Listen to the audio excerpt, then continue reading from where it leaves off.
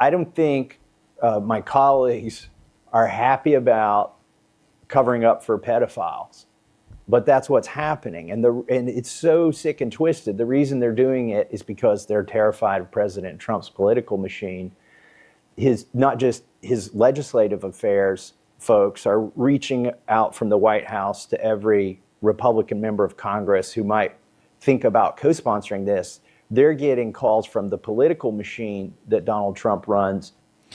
All right, folks, so we have some breaking news. That is a Republican Congressman, Thomas Massie, who seems to be blowing the lid off a massive Trump Republican cover-up of the Epstein scandal, saying, hey, a lot of my Republican colleagues don't like this and they want to vote for my discharge petition. They want to back me up, but they are getting pressure from Donald Trump to participate in a cover-up of the Epstein files. This is massive, and this is not a Democrat making these allegations. This is a man who endorsed Donald Trump for the presidency, a sitting Republican congressman. But before we unpack all that, if you end up liking this video and you want to support the channel, please be sure to hit the like, subscribe, and alert bells before you go.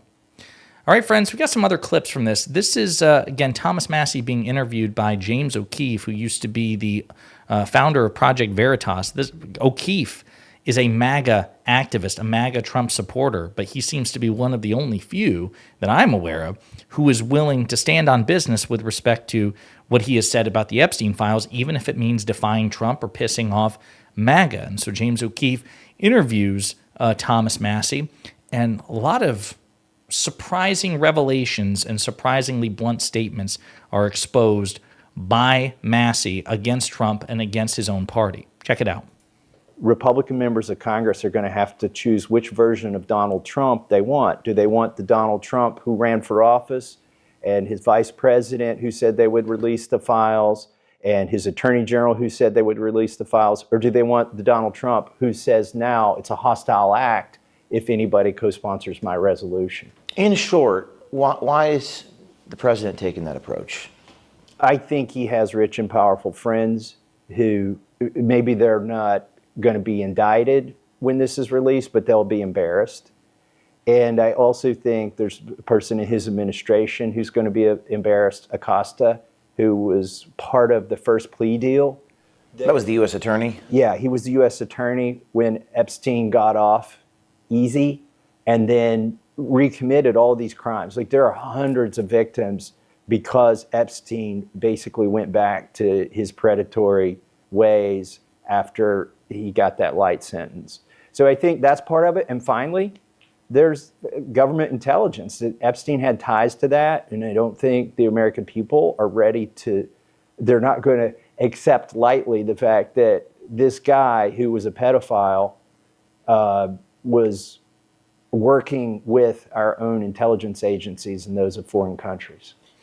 So there is, there have been rumors that we've been hearing that Epstein was connected to both domestic intelligence services, foreign intelligence services like Mossad, the Israeli foreign intelligence, basically their version of the CIA.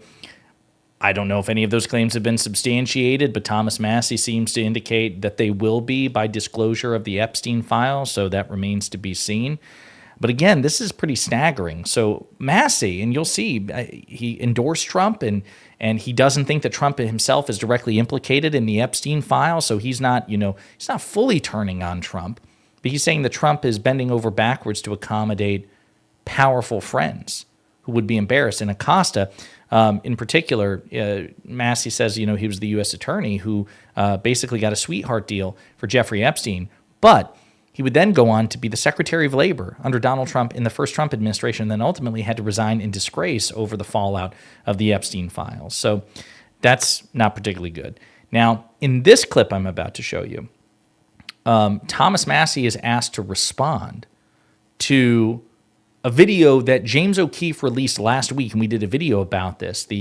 Basically the undercover footage of a top Trump Justice Department official going on a hinge date with someone he didn't realize at the time worked for O'Keefe, and she was recording, not just audio, video, the entire thing, in which this guy said, hey, listen, not only is Trump in the Epstein files, but the Trump administration is trying to redact the Epstein files such that Democrats are maximally exposed, Republicans and Trump are protected.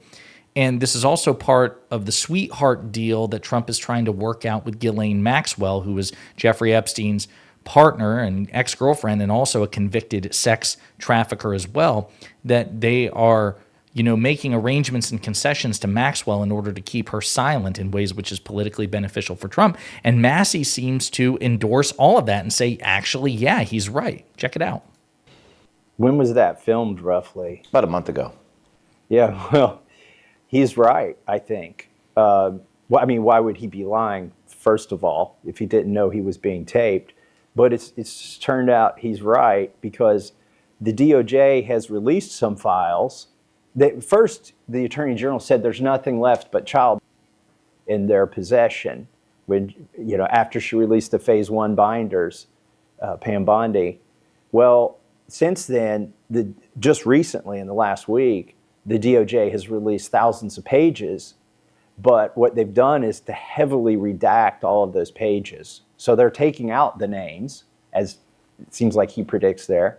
And also yesterday we heard from survivors who said basically the same thing about Maxwell, that she was getting a light sentence and that you couldn't trust anything that she says because of that.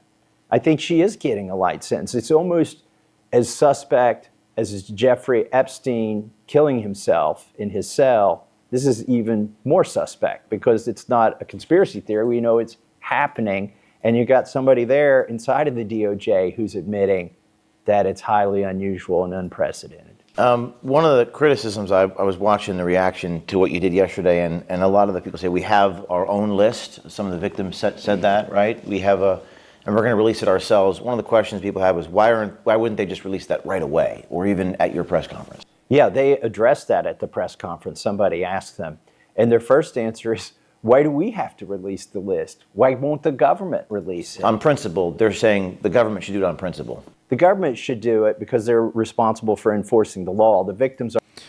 And he goes on to make again the case that, he doesn't want to see these people sued into oblivion, which is what indeed may happen if the Epstein survivors try to release their own Epstein list and the government chooses not to prosecute the people whom the Epstein survivors allege. I mean, that's a hell of a motive to keep quiet and ask the government instead to provide maximal transparency. And it doesn't seem like the Trump administration is eager at all to do these people any favors. And again, I'll just go back to, seems like Thomas Massie is confirming, is validating much of what the I think his last name is Schnitt, if I remember correctly, what the Bureau of Labor, the Bureau of Prisons official under the Trump administration said on that date when he was being recorded. That's not good. Again, indicative of a cover-up. I want to play another clip in which, again, Thomas Massie explains, like, listen, I endorse Trump, but the part of the reason that Republicans are, cowering in fear is because of the primary challenges they'd face. For a moment about the dynamic here, because this is a weird dynamic. You're not anti-Trump, or I suppose No, I endorsed him for president. So, but is it that Republicans fear Trump so much, but they agree with you privately? How they just talk about that for a minute? Yeah. Is that it? That's it. That's it in a nutshell. We've got members of Congress who have aspirations of running for statewide office, and they can't win a statewide office in a Republican primary with Donald Trump on the other side. So they're terrified of him. With three big exceptions, 3 women have co-sponsored this resolution: Marjorie Taylor Greene, Lauren Boebert, and Nancy Why Mace. aren't they terrified of President I Trump? think, number one, because they're women, they feel obligated to take up for the women who've been abused. Yeah, I mean, listen, I don't like Marjorie Taylor Greene. I think she is an authoritarian, a far-right wacko. I think she's anti-Semitic. But at the end of the day, I mean, I'm kind of surprised, but she is parting ways with Trump, working against Trump's personal interests with respect to the Epstein files. And that is extremely rare to see from a MAGA Republican as devout as her. One last clip from this interview with Thomas Massie. Do people come up to you privately, and like I said, you say,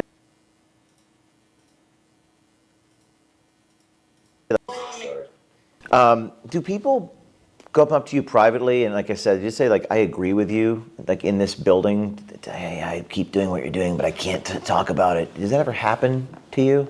It happens every week. Happens every week. Yeah. People are like, And you have to protect their confidence. You have to protect their anonymity because they're confiding in you that they secretly support you, but they don't want to say so publicly, for example, right? yeah, I mean, if I were to say that, then they would never confide in me again. And those are my closest friends. Your The closest friends. only, your enemies up here don't come and say, I think what you're doing is right, but I just can't be with you. I can't die on this hill. But your friends do. Do you think that those people, without naming any names, do you think that they should be more brave and say it publicly, or it's just the nature of politics or the nature of human nature that you can't be public with that? I mean, obviously, I would like for them to join me. For some of them, the political reality is they would probably lose their reelection if Donald Trump came against them. Some of them are here because they were in a 7-way primary and they got Donald Trump's endorsement, and that was their major redeeming factor in an election where there was no incumbent, so people went with the Trump candidate. And now they're incumbents, but they haven't been here very long, and so they haven't built trust with their constituents yet. And by the way, I might be losing my next election over this. Indeed, he might. I mean, he's fended off primary challengers provided by Trump before because Trump hates his guts. But again, this is a guy who endorsed Trump. This is a guy who's been a loyal Republican, but also he's probably the only Republican in Congress who stands consistently on principle, even when it risks defying Trump. So there you have it. Thomas Massie appears to confirm a massive Trump-related Epstein cover-up and seems to blow the lid off it in his own way as well. And this should be national news and a constant pain in the ass for Trump himself. In the meantime, let me know what you think in the comments.